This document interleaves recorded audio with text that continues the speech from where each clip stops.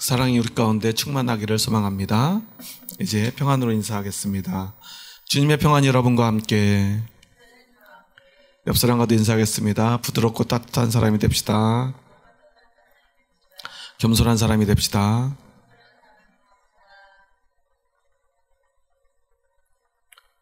여러분은 지난 한 주간 어떤 삶을 사셨습니까? 너무 더워서 더위에 지친 삶을 사셨습니까? 한참 휴가철 한 가운데 오늘 우리는 예배를 드리고 있습니다. 네, 우리 상렬이도 물을 찾네요. 날씨가 많이 덥습니다. 산으로 들로, 강으로, 바다로 떠나는 이 시간에 여러분들은 무엇하러 이곳에 나오셨습니까? 정말 세상 사람들은요, 지금 세상의 즐거움이 한때 그곳으로 달려가고 있습니다. 그런데 오늘 우리는 그 모든 것들을 내려놓고 하나님의 보좌 앞에 나왔습니다. 쉽지 않은 일입니다. 그럼에도 불구하고 우리는 이것을 당연하게 여기며 이곳으로 달려왔습니다. 왜 그럴까요? 여러분은 무엇 때문에 이곳에 오셨습니까? 오늘 다윗은 그 마음속 깊은 곳에 있는 가장 중요한 질문 앞에 섭니다. 인생에서 무엇이 가장 중요한가 하는 것입니다. 사실 오늘 본문의 말씀은 설교 본문으로는 잘 쓰이지 않는 내용입니다. 지난 시간에 우리가 보았던 로마서 8장 같은 경우는 정말 많이 우리가 듣고요, 또한 설교를 하는 말씀입니다. 물론 오늘 9장의 말씀도 너무나 중요합니다. 그럼에도 설교를 그냥 하기에는 참 어려운 부분이 있습니다.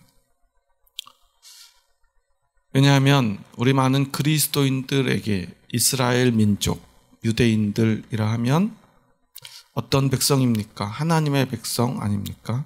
하나님께 선택된 백성입니다. 그러다 보니 한국교회 모든 강단의 목사님들은 이 유대인들, 이스라엘 백성에 대한 어떤 그들을 높이고요, 또한 뭔가 특별한 민족이라는 생각들을 가지고 있습니다. 그래서 교회에서도 그런 이야기들 많이 합니다. 세상에서 제일 똑똑한 민족 하면 어떤 민족이죠? 사람들은 어느 민족을 제일 세상에 똑똑하다고 봐요? 예, 한국에서는 또 유대인이라고 이렇게 이야기들을 해요. 저는 한국 세상에서 제일 똑똑한 민족이 한국 민족이라고 저는 믿습니다. 이건 제 개인적인 믿음입니다. 정말 한국 사람들 똑똑하지 않습니까? 위대하지 않습니까? 세상 어느 척박한 땅에 갖다 놓아도 끝끝내 살아남는 민족, 그냥 대충 살지 않고 어느 곳에 가서든 잘 사는 민족 아닙니까? 머리 좋기로도 참 유명합니다. 단지 언어적 차이 때문에 그 똑똑함이 세계에 잘 알려지지 않았을 뿐이죠. 한 500여 년 전 세종대왕께서 한글을 창제하지 않았다면 오히려 한국은 더 그 똑똑함이 세상에 잘 드러났을지도 모릅니다. 왜냐하면 우리에게 너무나 좋은 언어가 있기 때문에 영어를 잘 배우려 하지 않기 때문입니다. 영어를 잘 배울 필요가 없기 때문입니다. 언어가 너무나 좋기 때문에 그래요. 언어학자들도 말합니다. 한글의 이 우수성에 대해서 이야기하죠. 너무나 우수한 언어를 가지고 있다 보니 영어 공부하는 게 참 어렵죠. 우리가 머리가 나빠서가 아닙니다. 그런데 언어가 통하지 않다 보니, 또한 한국 사람들만큼 많은 형용사를 사용하면서 다양한 언어를 구사하는 사람들은 없지만 그것을 아무리 영어로 다른 외국의 언어들로 표현하려 해도 그것을 잘 표현할 수 없기에 한국 사람들이 얼마나 똑똑한지 잘 알려지지 못한 것 같아 아쉽기도 합니다. 그러다가 예전에 한국 언어로 쓰여진 소설이 외국에서 상을 받으니까 사람들은 굉장히 놀라워했어요. 그런데 거기에서도 중요한 것은 그 우리나라 언어를 잘 번역했던 사람이 있기 때문이다라는 뒷이야기를 들었습니다. 결국은 우리가 좋은 문학도, 좋은 언어도, 또한 좋은 머리도, 어쩌면 좋은 기술들도 가지고 있는데 그 언어 때문에 사람들이 우리의 우수성을 잘 모르는 것 같아요. 그런데 사실 유독 한국 교회는 유별나게도 그들의 언어도 모르고 문화도 잘 모르면서 유대인들만큼은 굉장히 똑똑하고 특별한 민족으로 여기는 것 같아요. 거기에는 한국 교회의 영향이 많았다고 저는 생각합니다. 그런데 오늘 바울도 그것과 비슷한 이야기를 합니다. 자신의 동족, 나의 형제, 고륙의 친척, 그리고 이스라엘 사람, 나의 동족, 나의 민족, 그들에게는 특권이 있다고 말합니다. 아니, 특권이 있었다고 말합니다. 그럼에도 불구하고 그들이 그 특권을 제대로 누리지 못했다고 말합니다. 그 특권을 잘 사용하지 못했다고 말합니다. 그것 때문에 바울은 자신의 마음속 깊은 곳에 있는 고통과 아픔을 이야기합니다. 1절과 2절을 보면요, 내가 그리스도 안에서 참말을 하고 거짓말을 아니하노라. 나에게 큰 근심이 있는 것과 마음에 그치지 않는 고통이 있는 것을 내 양심이 성령 안에서 나와 더불어 증언하노니. 내 마음속에 고통이 있는 것, 근심이 있는 것을 성령의 이름까지 가지고 와서 오늘 바울은 이야기를 합니다. 그 고통이 얼마나 극심했는가를 우리는 생각해 볼 수 있습니다. 그러면서 뭐라고 말합니까? 나의 형제 곧 고륙의 친척을 위하여 내 자신이 저주를 받아 그리스도에게서 끊어질지라도 원하는 바로다. 오직 복음을 위해 살고요, 복음을 전하며 살았던 바울이, 그리고 그것을 위해서 목숨까지도 바쳤던 바울이 그 복음에서 끊어질지라도 그것을 원하는 바로다라고 말합니다. 무엇을 위해서요? 이 민족의, 우리 동족의, 혈육과 친척의 구원을 위해서요. 그런데 그들이 구원받지 못하고 있다는 것입니다. 그들이 하나님 나라 백성으로서의 특권을 가졌지만 정작 하나님께 나아가지 않고 있다는 것입니다. 우리 한번 4절과 5절 말씀을 다시 한번 읽어보겠습니다. 4절과 5절의 말씀입니다. 그들은 이스라엘 사람이라.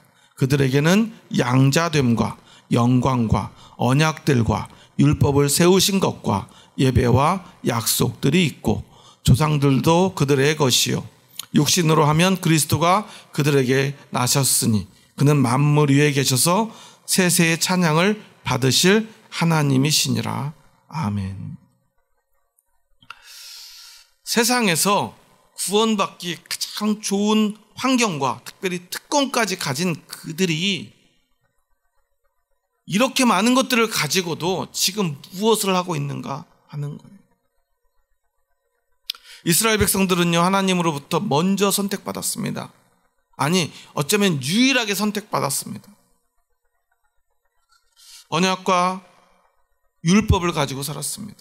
하나님의 말씀을 직접 들었습니다. 말씀을 글로, 책으로 가지고 있었습니다. 그런데요, 그렇다고 해서 그 민족이 그냥 구원을 받을 수 있는가? 그렇지 않다는 것입니다. 자기 민족만이 하나님으로부터 선택받은 민족, 곧 선민으로서 구원받을 백성이라는 그 민족적인 자부심을 가지고 살았으나 바울은 말합니다. 구원이 그 민족적 자부심으로 이루어질 수 없다고 말이죠. 구원은 어떻게 받습니까? 여러분들은 이미 알고 있지 않습니까? 예수 그리스도를 믿는 믿음으로 구원받는다는 것을 바울은 전하고 있습니다. 절대적인 하나님의 주권과 그에 대한 순종적인 믿음만이 구원의 길에 이르를 수 있다는 것입니다. 구원에 다다를 수 있는 유일한 길은 오직 하나님의 말씀에 순종하는 것인데, 하나님의 주권적 역사 앞에 우리가 믿음으로 순종하는 것인데, 그것은 무엇인가? 바로 예수 그리스도를 믿는 것이라는 것입니다. 오늘 본문에도 조상들도 그들의 것이 육신으로 하면 그리스도가 그들에게서 나셨으니 라고 말해요. 예수님은 분명히 유대인이지 않습니까? 그런데 정작 유대인들이 그리스도를 안 믿고 있다는 것입니다. 이 고통이 얼마나 큰지, 그 고통이 그치지를 않는다. 영원히 그치지 않을 것처럼 그는 고통스러워하고 있습니다. 이 특권을 가지고도 왜 이렇게 살아가는가? 바울은 너무나 안타까웠던 거예요. 그렇다면 이 말씀을 오늘 우리에게 대입해 보면 어떻습니까? 여러분들은 특권을 가진 사람입니까? 특권을 가지지 못한 사람입니까? 오늘 우리를 그리스도인, 기독교인이라고 부릅니다. 우리 스스로가 예수 그리스도를 믿는 하나님의 백성이라는 거예요. 그렇다면 우리도 바울이 말한 것처럼 특권을 가진 사람 아닙니까? 우리는 특권을 가진 사람입니다. 구원받을 특권을 말이죠. 예수 그리스도를 믿을 수 있는 특권이 우리에게 있습니다. 여러분 생각해 보세요. 교회를 다니고 신앙의 가정 안에서 자라는 사람과 교회도 다니지 않고 가족 중에 신앙 있는 사람이 아무도 없는 사람 중에 누가 더 예수님을 믿을 확률이 높겠습니까? 누가 더 구원받아 천국에 갈 확률이 높겠습니까? 당연히 교회도 다니고요. 가족들이 다 교회 다니는 사람들이 예수 그리스도를 믿고 천국에 갈 확률이 높지 않겠습니까? 바울은 이것이 바로 특권이라는 거예요. 그 모든 환경이 너희에게 주어지지 않았나. 그런데 너는 지금 무엇을 하고 있느냐? 너희 이스라엘 백성들은 지금 무엇을 하고 있느냐? 바울은 묻고 있는 것입니다. 여기서 바울이 이야기하고자 하는 것이 무엇입니까? 유대인이 위대한 것이 아니다라는 거예요. 이스라엘 사람, 이스라엘 민족이 위대한 것이 아니라는 것입니다. 우리 교회도 그러한 착각 속에서 벗어나야 합니다. 우리는 구약 성경을 보다 보니 늘 유대인 하나님의 백성에 대해서 듣습니다. 그러니까 그들이 대단한 것처럼 여겨집니다. 물론 그곳에는 아브라함도 있습니다. 요셉도 있습니다. 이삭과 야곱도 있죠. 다윗 왕도 있습니다. 지혜로운 솔로몬 왕도 있죠. 수많은 선지자들이 있습니다. 죽음을 보지 않고 하늘로 올라간 엘리야도 있습니다. 온갖 능력을 엘리야보다 갑절이나 받아 기적들을 일으키고 하나님의 그 권위를 세운 엘리사도 있습니다. 눈물로 기도하며 백성을 구원하고자 했던 에레미야도 있습니다. 무엇보다 예수님께서 유대인에게서 다윗의 후손으로 태어나셨습니다. 그렇지만 그럼에도 불구하고 그것은 중요하지 않습니다. 중요한 것은 오늘 내가 예수 그리스도를 믿고 있느냐 하는 것입니다. 유대인이든 유대인이 아니든 말이죠. 우리는 기억해야 합니다. 나에게 어떤 특권이 있는가? 나는 그것을 과연 어떻게 사용하고 있는가 하는 것입니다. 이번 주에 이 주변 고산 지역 목사님들에게서 좀 연락이 오고요. 제 아내 상중에 와서 조문해 주시고 고마운 마음에 식사를 한번 하려고 했는데 식사 자리를 만들지 못하고 함께 차를 마시면서 잠시 이야기를 나눴습니다. 그때 한 목사님이 그런 얘기를 해요. 자기 아는 목사님도 사모님이 돌아가셨는데 자기는 그 장례식장에 갔다가 다시는 그분을 보지 않는데요. 아니, 사모님이 그렇게 돌아가셨는데 더 자주 뵈야지 왜 안 보시냐 그랬더니 장례식장에 갔다가 너무 화가 나서 그랬대요. 무슨 말인가 들어보니까요.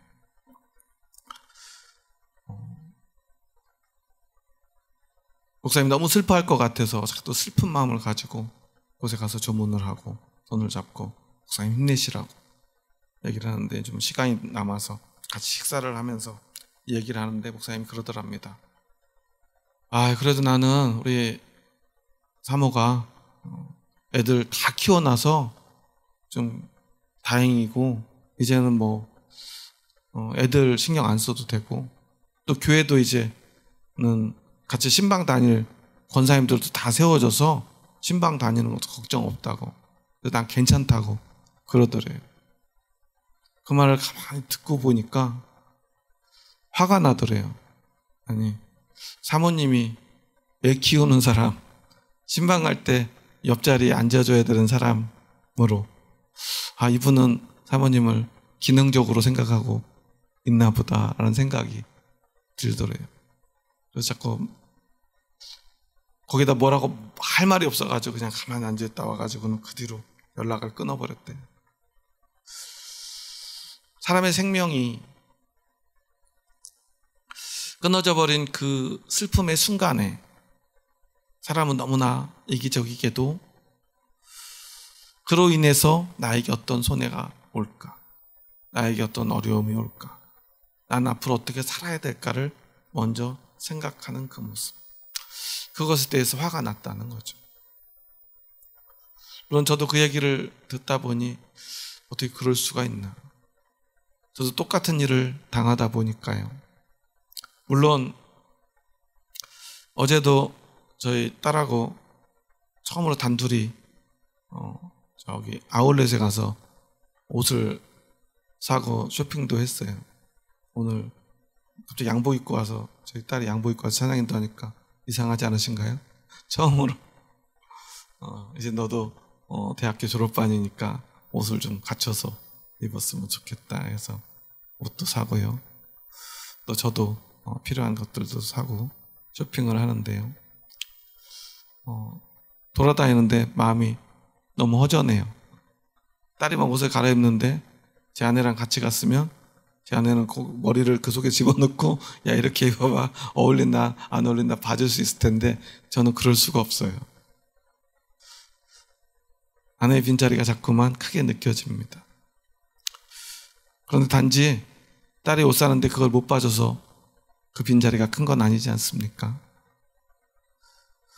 어제 저녁에는 제가 태어나서 처음으로 다림질을 해봤어요. 오늘 옷을 꺼내서 입으려고 보니까 너무 주름이 많이 가서 세탁기에 그냥 돌렸더니 옷이 그냥 아주 난리가 났어요. 그래서 입을 수가 없는 상황이라 서희한테 엄마 다림질할 때 어디다 놨지? 찾아보니까 막 이게 한 곳에 안 있고 막 여기저기 있어서 다 찾아서 꺼내서 다림질을 하려고 보니까 어떻게 쓰는지를 모르겠어요. 그래서 이렇게 유심히 보고 아, 이렇게 하면 되겠다 싶어서 대충 이렇게 해봤더니요, 원래 잡혀있던 줄 옆에 다른 줄이 잡히고요, 다림질을 하면 할수록 더 주름이 많이 생기고요, 다림질을 잘못하면 주름이 더 크게 더 깊게 생긴다는 거 어제 처음 알았어요. 다림질하면 무조건 주름이 다 펴지는 줄 알았는데요, 잘못하니까 잔주름이 깊은 주름이 되더라고요. 그래가지고 거기다 다시 물을 뿌리고 또 다림질하고 얼마나 헤맸는지 모르겠어요. 다림질 하려고 그러니까 저희 강아지는 얼마나 달려드는지 저희 딸이 그러더라고요. 왜 엄마가 맨날 강아지를 이렇게 품에 안고 이렇게 앉아 있었는지 알겠대요. 자꾸 얘가 말썽 피우니까 꼭 안고 있어야 꼼짝 못하니까 그렇게 안고 있었던 것 같다고 그래요.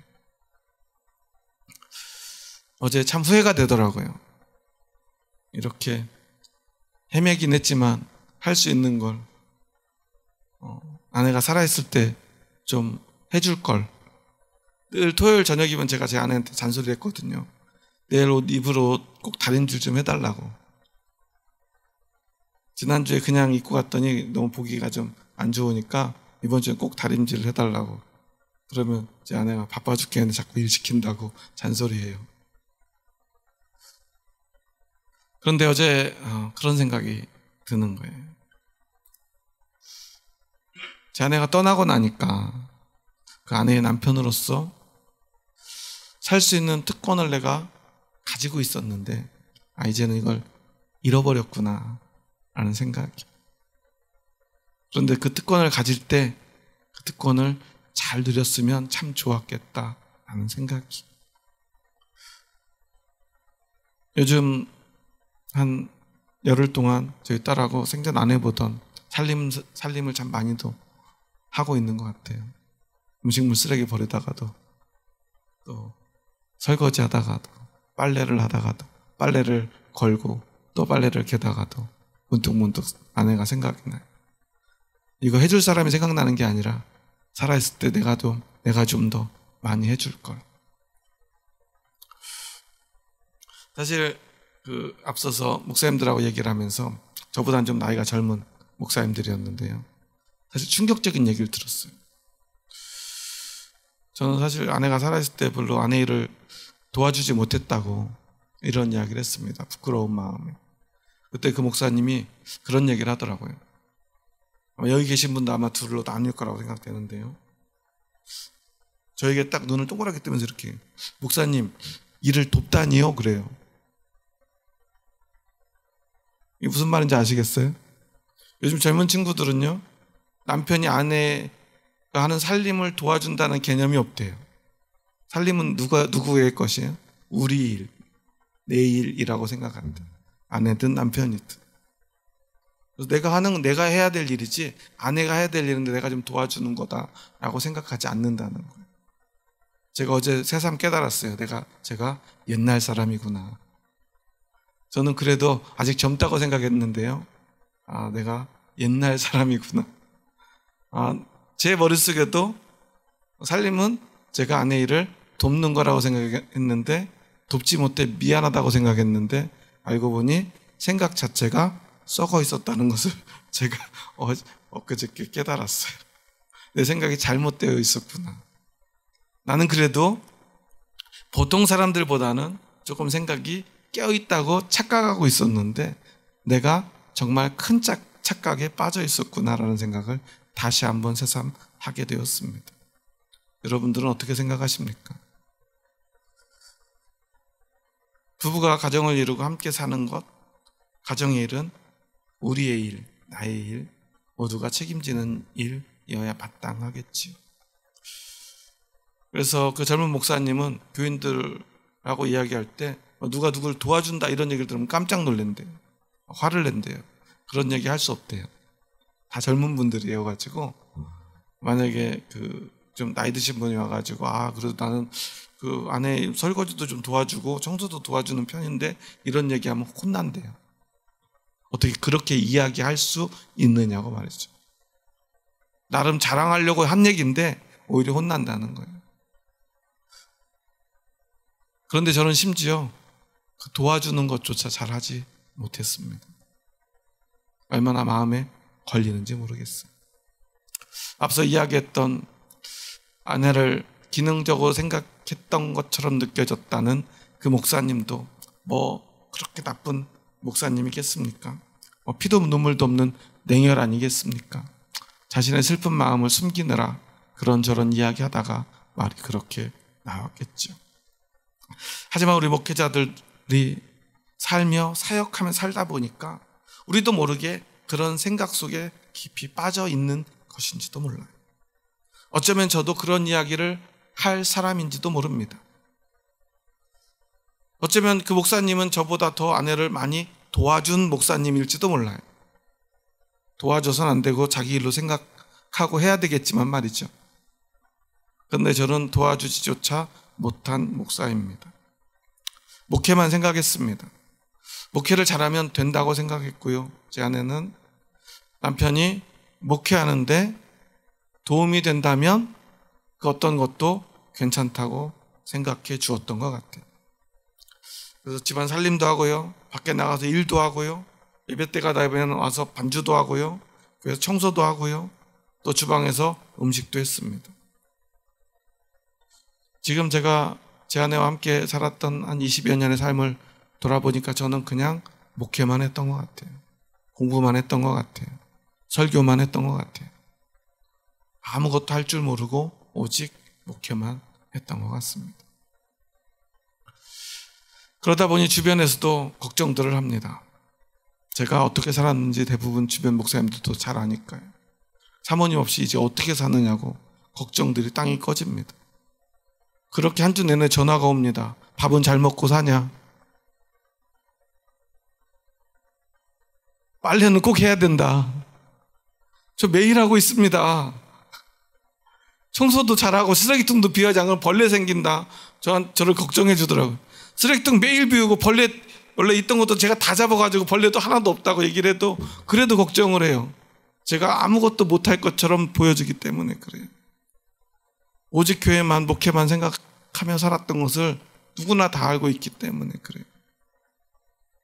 그래서 저는 늘 전화에다 변명을 해야 되면서 잘 먹고 잘 살고 빨래도 잘하고 청소도 잘하고 쓰레기통도 매일 비우고 음식물 쓰레기도 안 남겨놓고 다 버려서 집에 벌레도 없다고 말을 해야 됩니다. 그런데 제일 안타까운 건요, 제 아내가 살아있을 때 이랬더라면 하는 후회입니다. 저를 위해서 그렇게 헌신하면서요, 희생하면서요, 불평 한마디 없이, 아니 이건 좀 거짓말인데요, 불평을 가끔 하면서 저를 도왔던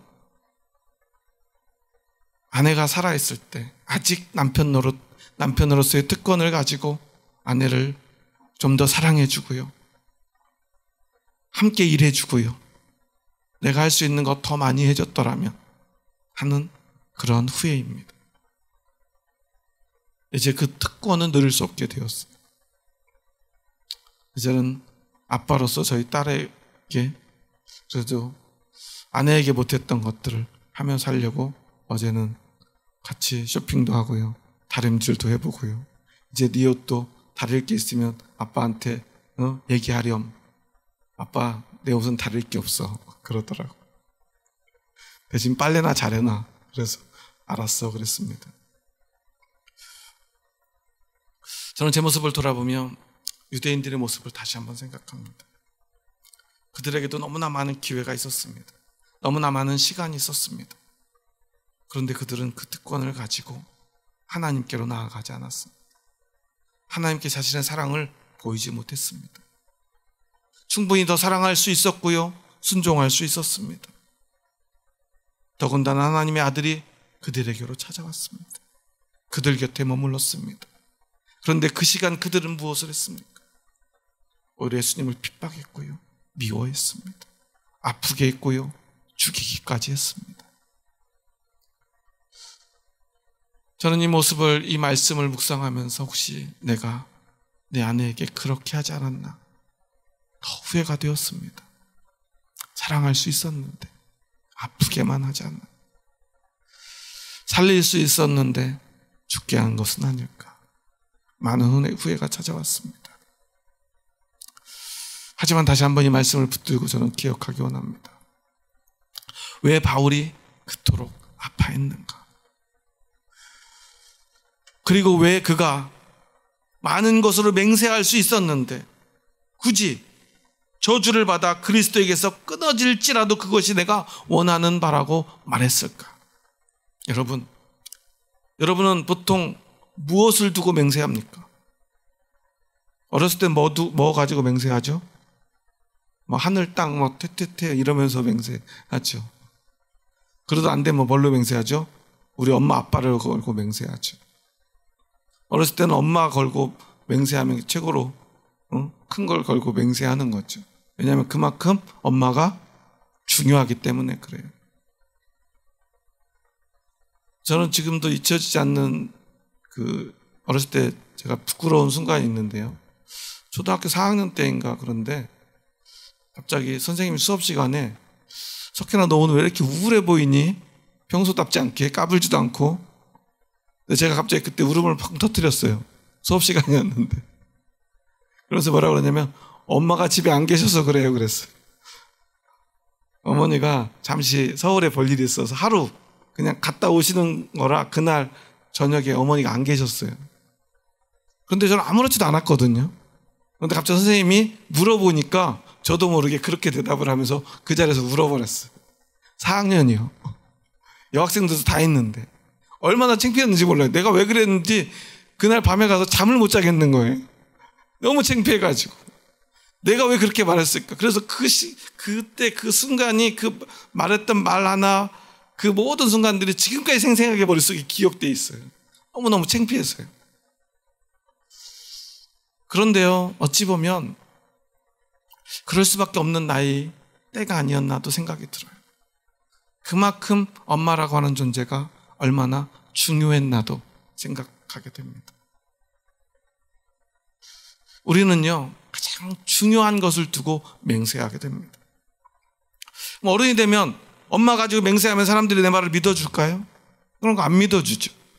제 아내가 떠나고 나서 이제 은행 정리를 하고 이제 카드도 다 정리하고 통장도 정리하면서 이제 그동안 저는 이제 목사로 살다 보니까 신용카드 하나 안 만들고 통장도 제대로 안 만들고 교회 통장 외에는 그러고 살다가 이제 제 아내 카드가 곧 정지될 예정이라 저도 신용카드 하나 좀 만들겠다고 그랬더니요, 막 이것저것 조회도 해보고 뭐를 좀 갖다 달라고 해서 갖다 주고요, 막 얘기해보니까요, 카드를 만들 수 없대요. 첫째, 제 명의에 부동산이 없어서 안 되고요. 둘째, 월급 통장이 없어서 안 된대요. 그리고 셋째, 세금 낸 내역이 없어가지고 카드를 못 만들어준대요. 어떻게 하면 되냐니까 어렵대요. 이제 카드 없이 살아야 되는 이제 삶이 이제 열린 거예요. 그러니까 이제 어른이 되면 뭐가 중요하죠? 내가 아무리 엄마를 걸고 맹세를 해도 은행에서 안 믿어줘요. 확실한 부동산이 있거나 아니면 매달 얼마 이상씩 받는 월급 통장 명세서가 있어야 돼요. 옛날 어떤 분이 그 위조했다는 잔고증명서 같은 게 저한테 있어야 돼요. 그래야 뭔가 사람들이 저를 믿어준다는 거예요. 세상은 뭘 믿습니까? 돈을 믿습니다. 가진 재산을 믿습니다. 그 사람이 가진 어떤 자리를 믿습니다. 그렇기 때문에 어른이 되면요, 그런 걸 걸고 맹세해야 합니다. 그래야 사람들은 믿어줍니다. 그런데 바울은요, 어른인데요, 뭘 걸고 있습니까? 예수 그리스도를 믿는 그 믿음을 걸고 오늘 맹세하고 있어요. 왜 그렇습니까? 그에게 그리스도를 믿는 것이 가장 중요했기 때문에 그래요. 자기는 돈도 필요 없고요, 집도 필요 없고요, 차도 필요 없고요, 어떤 높은 자리도 필요 없고요, 예수 그리스도를 믿는 그 믿음만이 그에게 너무나 중요했던 거예요. 그래서 그것이 끊어지면 자신의 모든 것이 끊어지는 사람이기에 바울은 그것을 걸고 오늘 맹세합니다. 여러분, 오늘 누군가에게 맹세해야 된다면 여러분은 무엇을 걸고 맹세하시겠습니까? 적어도 그리스도에는요, 이 복음을 걸고 맹세하는 사람이 되어야 합니다. 그게 바로 그리스도인입니다. 왜냐하면 그리스도인에게는 예수 그리스도의 십자가 그 복음밖에 없기 때문입니다. 바울이 오늘 1, 2절에서 고백하죠. 내 안에 그치지 않는 고통이 있는 것, 성령 안에서 나와 더불어 증언한다. 저도 만약에 제 아내의 죽음이 복음의 소망 없는 육신의 죽음이라면 저한테도 그 고통이 영원히 끊이지 않을 것도 같아요. 사라지지 않을 것 같다. 그런데 저는 그 안에 복음이 있다고 믿기에, 영원한 생명의 소망이 있다고 믿기에, 저는 오늘 이 예배를 준비하면서도 이제 눈물을 흘리지 않아야겠다 다짐했습니다. 이제 웃으면서 말씀을 전해야겠다 다짐했고요. 하필 교회력에 보니까 오늘 찬송가가 384장이에요. 장례식장에서 저와 함께 예배드리신 분도 알 텐데요, 제 아내가 제일 좋아하던 찬송가입니다. 제 아내가 좋아하는 이유는 저희 장모님이 좋아하는 찬송가였기 때문에 그래요. 그래서 저도 제일 좋아하는 찬송가이고요, 제가 제일 잘 부르는 찬송가입니다. 찬송가를 바꾸려고 그랬어요. 찬송가를 384장을 부르면 눈물이 날 것 같았기 때문입니다. 그런데 그냥 바꾸지 않았습니다. 왜냐하면 믿음으로 눈물 흘리지 않고 고통스러워하지 않고 기뻐하며 감사하기 위해서입니다. 감사하게도 하나님은 찬양하는 동안 눈물을 흘리지 않도록 도와주셨습니다. 오늘 말씀을 전하면서도 오늘은 절대 눈물 흘리지 않으리라 다짐했습니다. 아직까지 눈물 흘리지 않았습니다. 왜냐하면 제 아내에게 믿음이 있었기 때문입니다. 그리고 오늘 저도 그 믿음을 제 인생에서 가장 중요하게 여기며 그 믿음을 붙들고 살아가려 하기 때문입니다. 그리고 어떤 어려운 순간, 중요한 순간에 저는 그 믿음을 붙들고 믿음으로 맹세하려 합니다. 저에게 믿음이 가장 중요한 것이기 때문입니다. 세상 사람들에게는 그것이 무엇이 중요하냐고 말할 하찮은 것일지도 모릅니다. 하지만 저에게는 그 어떤 부동산보다도 제 인생의 전부보다 제 육신의 생명보다도 더 중요한 것입니다. 그래서 오직 그것으로 맹세하며 살아가기 원합니다. 여러분은 그리스도인이시지 않습니까? 그렇다면 우리는 오직 그리스도로 맹세하는 사람들 되어야 되지 않겠습니까? 오늘 우리에게는 그 그리스도를 믿을 특권이 주어져 있습니다. 그리스도를 사랑할 특권이 있습니다. 그것을 통하여 하나님을 만날 수 있고 하나님을 사랑하며 하나님께 순종할 수 있는 특권이 있습니다. 오직 그 모든 것 예수 그리스도의 은혜 때문입니다. 예수 그리스도의 십자가 때문입니다. 여러분에게 정말 이것이 가장 중요하십니까? 그렇다면 여러분은 그리스도인입니다. 하지만 여전히 세상에 어떤 것이 중요하다면 과연 우리는 그리스도인입니까? 아직도 돈이 중요하다면, 아직도 세상의 성공이 중요하다면, 예수 그리스도 아닌 어떤 것이 중요하다면 그 대상이 비록 가족일지라도, 아니 세상 모든 사람들이 찬양하는 어떤 고귀한 가치라 할지라도 그 사람은 더 이상 그리스도인이 아닌 것입니다. 저는 오늘 그리스도인으로, 성도로, 그리고 목사로 이곳에 서 있습니다. 저에게 가장 중요한 것, 저도 바울처럼 예수 그리스도를 믿는 믿음, 그 복음임을 고백합니다. 그러기에 저는 간절한 마음으로 여러분들에게 부탁합니다. 여러분에게도 그 예수 그리스도를 믿는 그 복음이 세상에서 가장 소중한 것 되기를 소망합니다. 산으로 들러 바다로 나가 있는 그 어떤 사람들, 세상에 믿지 않는 사람들, 또는 교회는 다니지만 그래도 바다가 더 좋은 어떤 사람들보다 여러분들은 그 하나님의 말씀, 이 예배를 사모하여 예수 그리스도의 복음을 소중하게 여겨서 이곳에 앉아 있으리라 믿습니다. 그렇다면 여러분, 그것을 위해서 여러분의 남은 인생을 드려야 되지 않겠습니까? 오늘 바울처럼 그 복음을 아직 믿지 않는 가족, 형제, 친척, 그리고 이웃과 민족을 위해서 아파했던 것처럼 우리도 그렇게 그치지 않는 고통으로 아파하며 슬퍼하며 기도하며 복음을 전해야 되지 않겠습니까? 여러분의 가장 소중한 사람은 어떤 사람입니까? 그들에게도 그리스도의 복음, 그 생명이 있습니까? 그렇지 않다면 오늘 이 시간 이 바울의 고통을 우리의 고통으로 나누며 우리도 함께 고통스러워하며 그 복음을 전했으면 합니다. 제 아내를 떠나보내고 저희 가족에게는 토요일마다 한 가지 루틴이 생겼습니다. 저희 딸도 그리고 저도 토요일이 되면 저희 아버지, 어머니에게 전화를 드립니다. 오늘 토요일이니까 내일은 일하지 마시고 꼭 가서 교회 가서 예배 드리시라는 전화입니다. 목사님의 어머니, 아버지니까 절대로 예배를 안 빠지실 것 같지만 예배를 참 오래 쉬셨어요. 제가 그렇게 전화해도 조금 바쁘면요 교회를 안 나가실 때가 있었습니다. 그래도 저는요 막 그렇게 화를 내지도 않았고요 막 다그치지도 않았습니다. 저희 어머니 아버지에게도 믿음이 있다고 생각했고요. 그러니 그 믿음이 회복될 거라고 믿었고요.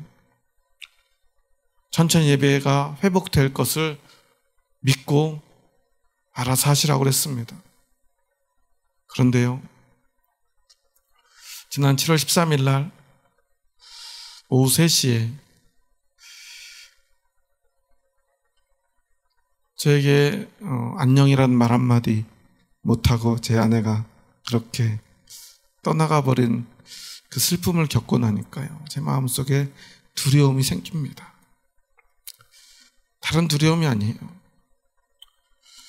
믿음 없이 사랑하는 누군가가 이렇게 내 곁을 떠나버린다면 내가 견딜 수 없을 것 같은 두려움입니다.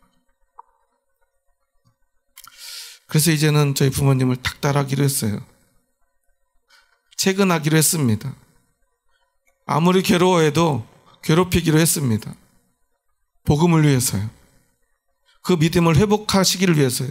예배가 회복되기를 위해서요. 이 땅 가운데서 날마다 기도하고요. 주일마다 예배드리다가 하나님 품에 가기를 간절히 소망하는 마음으로. 그래서 언제 제 곁을 떠나시더라도 어머니가 돌아가시는 것, 아버지가 돌아가시는 것 견딜 수 없는 슬픔이겠지만 그래도 제가 그 슬픔을 이겨낼 수 있도록 저희 부모님이 오직 복음으로 믿음으로 예배로 살아가기를 바라는 마음으로 말입니다. 갑자기 순간순간 두려움이 찾아옵니다. 건강하셨던 어머니 아버지가 이제는 언제 떠날지 모르겠다는 두려움입니다. 심지어 제가 찬물로 항상 샤워를 하는 편인데요. 한여름에도 봄, 가을에도 겨울에도 웬만하면 잘 따뜻한 물을 안 쓰는 편인데 요즘은 따뜻한 물로 씻어요. 혹시 심장마비라도 올까봐. 저까지 떠나면 제 딸이 너무 슬플까봐 제가 갑자기 지난주부터 따뜻한 물로 샤워를 하고 있습니다. 나한테는 문도 꼭 잠궈놓고 씻었는데 문도 잘 안 잠궈놔요. 혹시 위급한 상황이 생기면 저희 딸이 저를 구해내야 되니까요. 이런 두려움이 자꾸만 찾아와요. 그런데 그보다 더 큰 두려움은 그렇게 사랑하는 사람이 떠나더라도 복음이 있다면, 생명이 있다면 우리는 이겨낼 수 있을 것입니다. 하지만 그 사랑하는 사람에게 생명이 없다면, 영원한 생명이 없다면 그것은 견딜 수 없을 것 같습니다. 그 고통은 끊어지지 않을 것 같습니다. 여러분이 누군가를 사랑하신다면 그 사랑을 가지고 생명을 살려내시기 바랍니다. 복음을 전하시기 바랍니다. 영원한 생명의 소망으로 함께 하시기 바랍니다. 그렇다면 여러분, 우리에게 어떤 일이 찾아오더라도 우리는 반드시 그 고통을 이겨낼 것입니다. 그 고통을 넘어설 것입니다. 그리고 영원한 소망으로 나아갈 것입니다. 그리고 그 소망 안에서 하나님을 찬양하며 기뻐할 수 있을 것입니다. 그래서 저는 자네의 그 믿음, 그 복음의 소망을 믿기에 저희 딸하고 날마다 다짐합니다. 우리 더 즐겁게 살자. 근데 너무 즐겁게 살다 보니까 한 2주 동안 살이 한 2kg가 쪄가지고 다음 주부터 다이어트도 하기로 했어요. 너무 오히려 잘 먹는 것 같아서 이제는 식사도 좀 조절하자고 그랬습니다. 남들은요, 제가 먹지 못하고 굶어 죽을까봐 걱정하는데 저희 딸하고 얼마나 잘 먹는지 모릅니다. 그래서 저희 아내도 사실 조금 미안합니다. 그럴 때마다 제가 아내에게 마음속으로 얘기합니다. 하나님 곁에서는 더 맛있는 거 먹겠지. 나보다 더 좋은 곳에서 더 좋은 거 보고 있겠지. 그래서 올 여름에는 휴가도 안 가려고 그랬는데, 아니 못 갈 줄 알았는데요, 저희 딸하고 큰맘 먹고 내일 휴가를 떠나기로 했습니다. 한 2박 3일 정도 바닷가에도 가보려고 합니다. 왜냐하면 제 아내가 하나님 품에 있다는 것을, 하나님 품에서 우리가 누리지 못할 큰 기쁨을 누리고 있음을 믿기 때문입니다. 우리에겐 이 땅 이것이 전부가 아니지 않습니까? 여러분에게는 세상에서 그 누구도 누릴 수 없는 큰 기쁨이 있습니다. 영원한 생명이 있습니다. 여러분, 그것을 나만 누려서야 되겠습니까? 우리 모두가 함께 누릴 수 있었으면 좋겠습니다. 그리고 그것을 나눌 수 있었으면 좋겠습니다. 무엇보다 내 사랑하는 사람들에게는 여러분, 기회를 놓치지 마시고 오늘 지금 전하시기 바랍니다. 그리고 누군가에게 여러분이 맹세할 일이 생기시거든 오직 그 복음으로, 예수 그리스도의 십자가로 맹세하시기 바랍니다. 여러분에게 이 세상에서 가장 중요한 것이 바로 그 복음임을 여러분 증언하시기 바랍니다. 증명하시기 바랍니다. 여러분, 예수 그리스도의 십자가 복음이 여러분에게 가장 중요하십니까? 그렇다면 여러분, 오직 그리스도의 십자가의 생명으로 고통스러워하십시오. 그것으로 괴로워하십시오. 그것 때문에 힘들어하십시오. 그것을 전하지 못할 때 여러분 괴로워야 합니다. 내가 사랑하는 사람들이 아직도 예수님을 믿지 않을 때 우리는 슬퍼해야 합니다. 고통스러워야 합니다. 하지만 그들이 예수님을 믿을 때 우리는 어떤 고통 앞에서도 당당해야 합니다. 그것이 바로 그리스도인의 모습입니다. 특권만을 가질 것이 아니라 그 특권을 누리며 나누며 살아가는 저와 여러분 될 수 있기를 주님의 이름으로 축원합니다. 우리 마지막으로 한번 인사하고 오늘 말씀을 마치겠습니다. 옆 사람에게 이렇게 한번 인사해 볼까요? 우리에게 가장 중요한 것은 복음입니다. 저에게 가장 중요한 것은 생명입니다. 그리고 한번 옆 사람의 그 생명을 느끼면서 한번 이렇게 눈을 보면서 인사해 보겠습니다. 옆 사람 한번 보세요. 영원한 생명으로 함께 해주셔서 감사합니다. 당신의 생명이 너무 소중합니다. 당신의 생명이 너무 소중합니다. 정말 소중하십니까? 그 소중함을 여러분 날마다 느끼며 살아가시기 바랍니다. 아직 살아있음에 감사하시기 바랍니다. 여러분들이 저보다 아직은 조금 더 행복하신 분들이잖아요. 그렇잖아요. 천국에서도 나중에 기쁨을 누리지만 아직은 이 땅에서도 그 기쁨을 누릴 수 있는 특권이 남아 계시잖아요. 그걸 누리시기 바랍니다. 그리고 그것을 표현하시기 바랍니다. 사랑한다고 말하시기 바랍니다. 그 마음으로 마지막으로 옆 사람과 인사하겠습니다. 주의 사랑으로 사랑합니다. 주의 사랑으로 사랑합니다. 날마다 그렇게 우리가 사랑한다고 말할 수 있는 특권을, 그 생명을 가지고 나누며 누리며 살아가는 저와 여러분 될 수 있기를 간절히 소망합니다. 기도하시겠습니다. 하나님 감사합니다. 저희 부족하고 연약한 자들 사랑하셔서 저희들을 하나님의 백성 삼아주시니 감사합니다. 하나님의 백성으로 불러주시니 감사합니다. 그럼에도 불구하고 바울은 오늘 하나님의 백성들 때문에 괴로워하며 아파하며 고통스러워했습니다. 더욱이 그 고통이 끊어지지 않을 고통이 되었습니다. 그치지 않는 고통이 되었습니다. 그들에게 복음이 없었기 때문입니다. 모든 것을 다 가졌어도 복음이 없으면 우리는 영원히 고통스러워할 수밖에 없음을 고백합니다.